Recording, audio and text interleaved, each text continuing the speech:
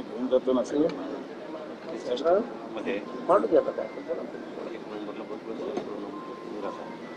हो मी सगळे बाकी नेते असतील सगळेच असतील ना. हो बिलकुल साहेबांशी बोलणं झालं ना ते येणार आहेत ना त्या काही प्रोटोकॉल वगैरे काही नाही हो तुम्ही सांगा की ठीक आहे मी 100% पाठवतो बस मी भुजबळ साहेबांना माझ्या मागणी त्यांना टाकलेली आहे बैठकीला भुजबळ साहेबांना ठीक आहे मी सांगतो 100% बस म्हणजे आताही निघायच्या वेळेस बोलणं झालं तुम्ही कार्ड घेता आज घेऊन जातो आज बरोबरच घेऊन जातो आज त्याच वेळेस बैठक तुम्ही म्हणजे चर्चेतूनच मार्ग निघाले त्या विषयाच्या घेऊन जाऊ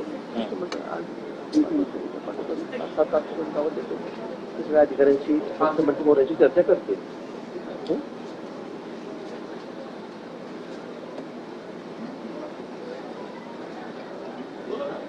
ते काही ते ठीक आहे ते नाही सांगितलं जातं फक्त आमच्या मागण्या आम्ही सांगितलेल्या आहेत. मी महाराष्ट्रामध्ये आम्ही 8-9 दिवस प्रसार माध्यमांच्या द्वारे या महाराष्ट्र सरकारला किंवा संबंधित व्यवस्थेला मी माझी भूमिका आजपर्यंत मांडत आलोय. मी या निवेदनामधले सगळे मुद्दे वाचून नाही दाखवणार किंवा बोलणार नाही, पण मी दोनच प्रश्न मी थोडक्यात ब्रीफमध्ये बोलेन, कारण मंत्री महोदय आता बोललेले आहेत त्यानंतर मी बोलतोय. माझं म्हणणं असं आहे की शासन म्हणते ओबीसी रिझर्वेशनला धक्का लागणार नाही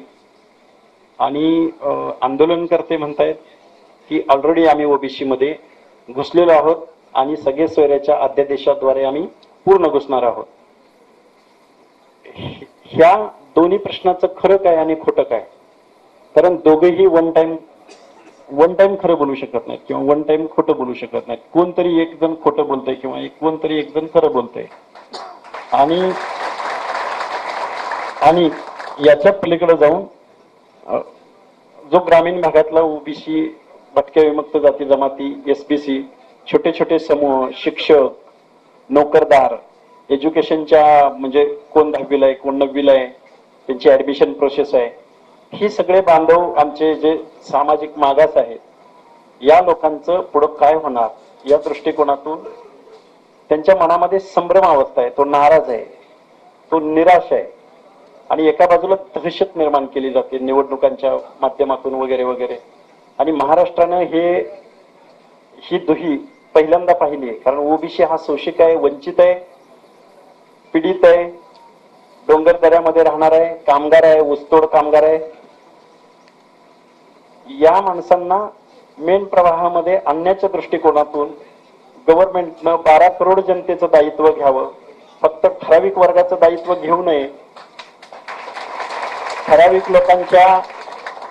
लोकांच्या आंदोलनाला रेड कार्पेट घालू नये, आरोप आहे माझा, मी थोडस बोलतोय, आणि ठराविक लोकांकडं पूर्णपणे दुर्लक्ष करावं.